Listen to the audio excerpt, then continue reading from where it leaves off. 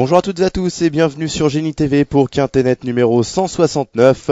Ce mercredi, c'est à Vincennes que se dispute le Quintet Plus dans une très belle réunion.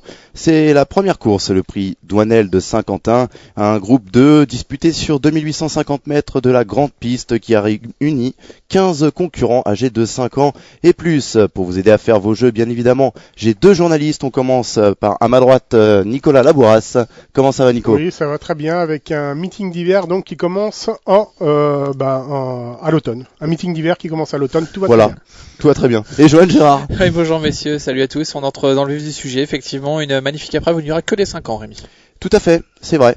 Avant de commencer, je tiens à remercier tous les internautes qui nous regardent régulièrement et qui nous envoient des mails, notamment Monsieur Le Goff, Stéphane, qui nous a félicité en nous envoyant un mail hier, et nous demandant aussi de laisser tranquille Nicolas Labouras. On est un peu trop taquin avec vous, qu'en pensez-vous? Je suis Moi, tout à fait, tout à fait d'accord avec notre ami internaute qui voit bien les choses. J'espère qu'il voit aussi bien les courses que ce qu'il voit sur Quintet. Je crois qu'il va toucher beaucoup de gagnants.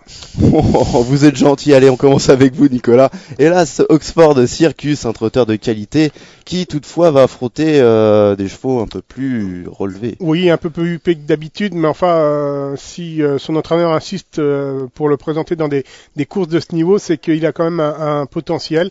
D'ailleurs, les 3 dernières fois, il s'est montré beaucoup plus sage que d'habitude au départ, ce qui fait qu'il a collectionné une victoire et des accessites, et c'est pas mal. Donc, je l'ai pas retenu parce qu'il n'a pas encore vraiment fait ses preuves dans cette catégorie, mais peut-être que ça viendra un jour ou l'autre, et peut-être dès ce mercredi. Donc, disons qu'on peut le retenir pour une grosse cote, c'est un coup de poker. Pourquoi pas pour une place? Johan, vous êtes d'accord? Oui, je rejoins un peu l'avis de Nicolas Labouras. Il a de la qualité, cet Oxford Circus. Maintenant, force est de constater qu'il s'attaque vraiment à forte partie.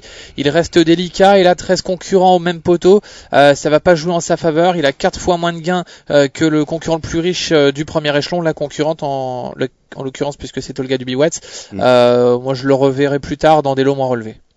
Très bien, on passe aux 2 Finite Pride, je pense que ça se prononce comme ça.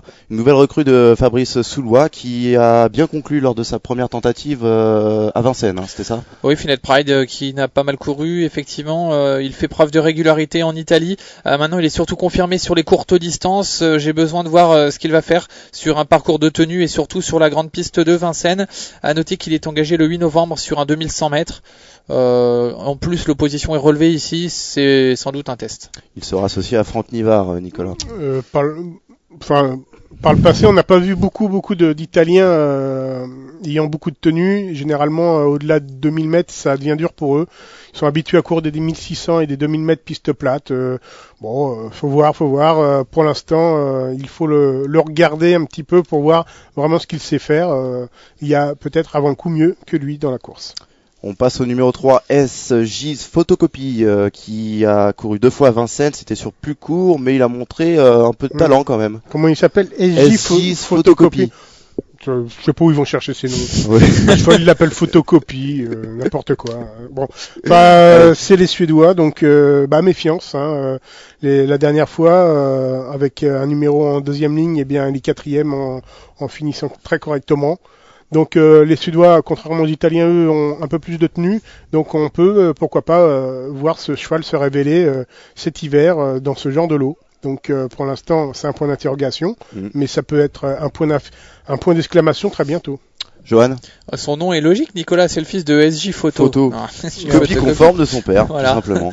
Voilà, ce sujet a terminé 7e du championnat européen des 5 ans, après avoir couru battu. Là, ici, il faudra raser les murs, et puis pourquoi pas venir arracher la 5e place à grosse cote à l'issue d'une belle fin de course. Maintenant, avant le coup, il semble vraiment barré pour la victoire, donc pour les amateurs de sensations fortes, dans un champ réduit, on peut le mettre. À reprendre, donc. Oui.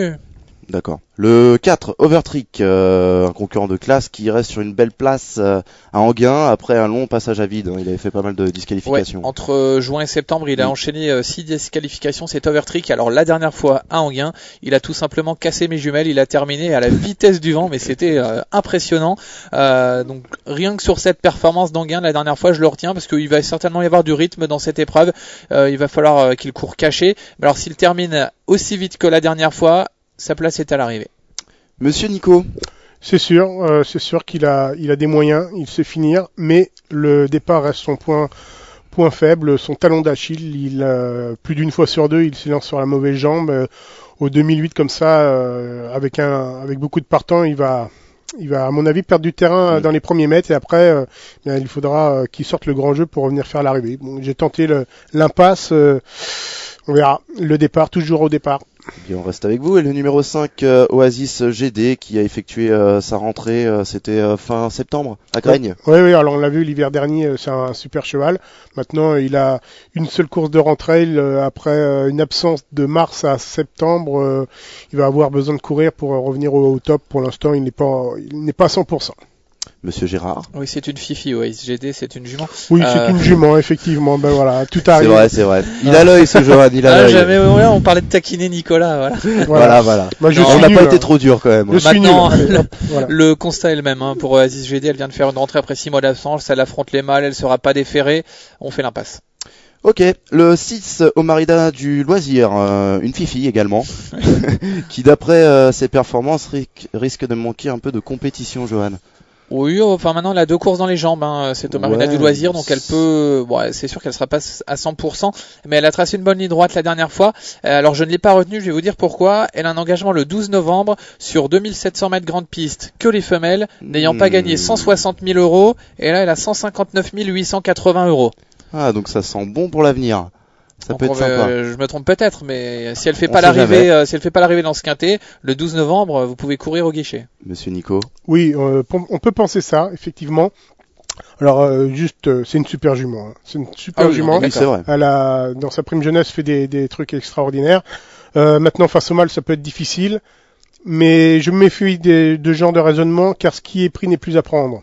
Donc si, admettons que elle ne fasse pas l'arrivée exprès ici et qu'entre temps elle ait des ennuis de santé, c'est foutu. Après, ce qu'elle pouvait prendre, elle l'aura plus. Mais bon, en principe, elle est quand même barrée par les mâles. Donc vous retenez ou pas? Non.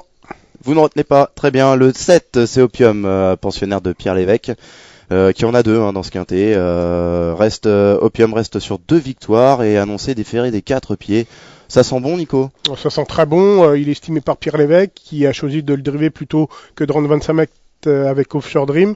Donc, ça sent très très bon, Opium. Et je l'ai pas fait exprès d'ailleurs, tiens. Et donc, Opium, c'est la base de la course. C'est un très bon cheval. Il fait toutes les distances. Il est très trotteur, sérieux, régulier. Il peut aller gravir les échelons maintenant avec réussite. Johan? Oui, je suis entièrement d'accord, c'est un sujet de qualité, pour ne pas dire de classe.